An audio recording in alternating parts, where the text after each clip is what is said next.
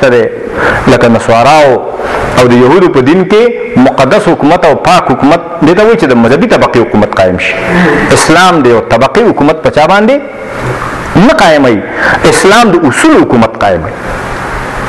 دا بله خبره چې په دې عصر کې یوازې علما او د دین ماهرین هم یو اسلامي حکومت چلوي نشي،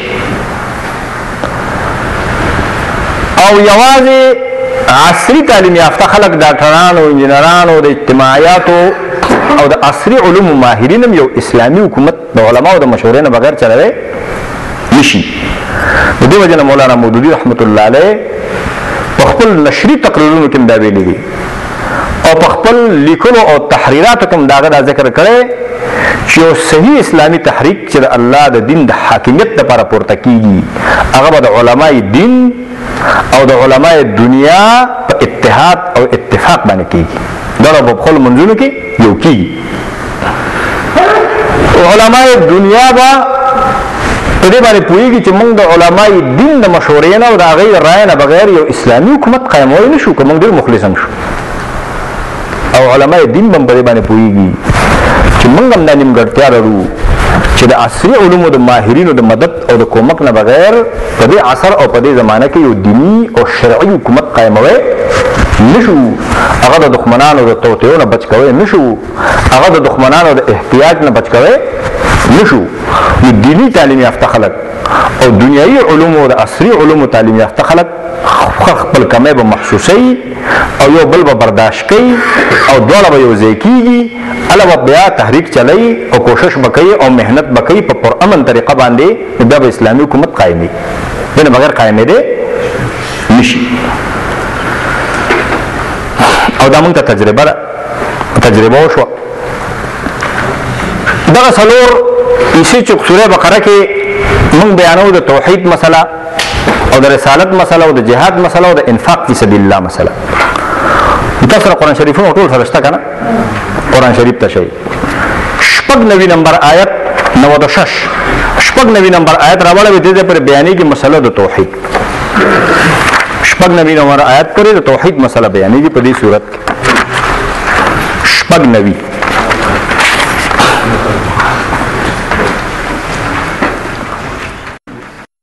فإنه نزله على قلبك. وایا چې څوک د جبريل دښمني يهود ویلې چې موږ خدا قرآن منو دا ستا پیغمبري منو خو که دا وحي جبريل نه راوړی. ته وایې وحي جبريل راوړي چې وحي جبريل راوړي نو موږ نه منو ستا پیغمبري.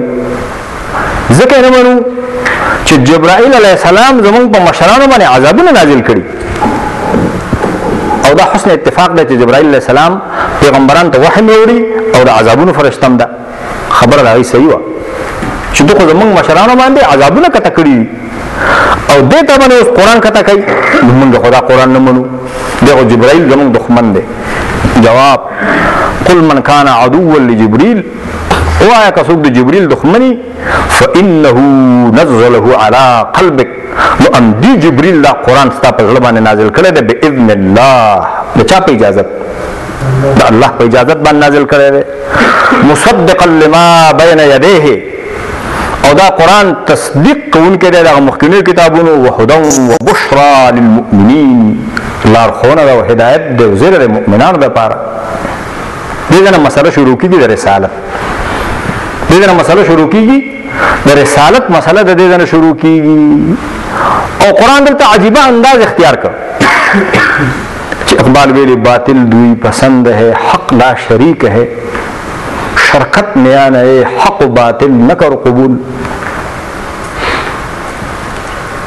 باطل دوی پسند حق لا شریک د حق او د باطل منځ کې شرکت مه منه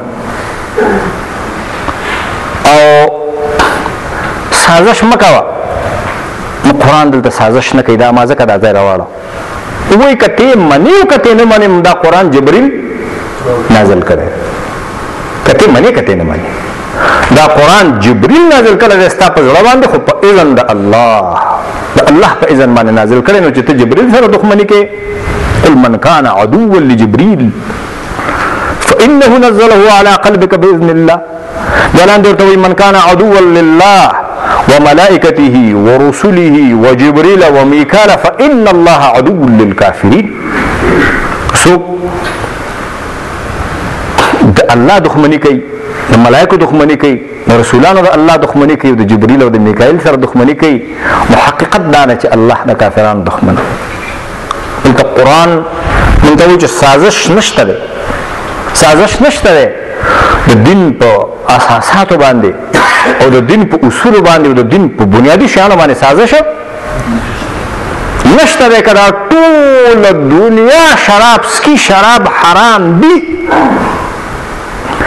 که دا ټوله دنیا سود کوي او عزیزي بانک او د کابل بانک هم د سود نه ډک ای او انعامونه ورکوي د سودي، خو سود حرام دی، سود حرام دی، حلالېږي نه، نه حلالېږي. قرآن سازش نه کوي د دین په اساساتو باندې او د دین په اصولو باندې. کومو شیانو کې چې سازش کېدی شي هغه موږ ته معلوم دي چې کومو مسلو کې کېدی شي.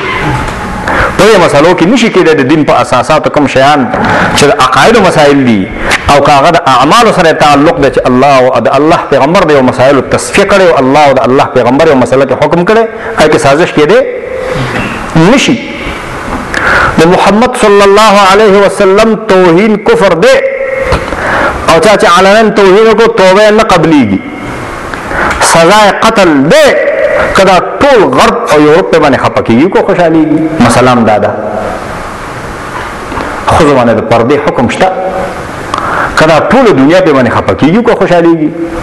که څوک دا الله حکم مني او دې مني مسلمان دي شي، کني مني کافر دي شي. خو موږ د الله په دین کې ترمیم کوي نشو. الله دلته د مرمت نه کیږي.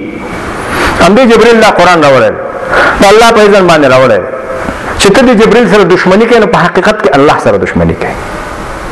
همدغه حکمونه چې ما بیان کړل دا د الله حکمونه دي، دا د قرآن حکمونه دي، دا د نبی علیه الصلاۃ والسلام د مبارک خلین راوتی حکمونه دي. نو کته منی کته نه منی، کته منی کته نه منی، دا دین دی، دا شریعت دی، دا دین دی. هم دې باندې موږ قرباني ورکو، هم دې موږ ځان قربانو، هم دې موږ ځان تبا کوو. دا مسله د رسالت دې ځنه بیانېږي، د شپږ نوینه د رسالت مسله بیانېږي واړه یو سل شپږ اویا پورې، یو سل شپږ اویا افتاد و شش، یکصد و افتاد و شش.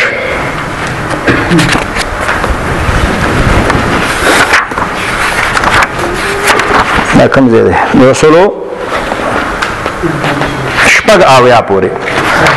دا ځای دی لیس البر ان تولوا وجوهکم قبل المشرق والمغرب ولكن البر من آمن بالله واليوم الآخر والملائكة والكتاب والنبيين وآتى المال على حبه ذوي القربى واليتامى والمساكين وابن السبيل والسائلين وفي الرقاب وأقام الصلاة وآتى الزكاة والموفون بعهدهم إذا عاهدوا والصابرين في البأساء والضراء وحين البأس اولئک الذین صدقوا واولئک هم المتقون. دې نه د جهاد مسله شروع کی.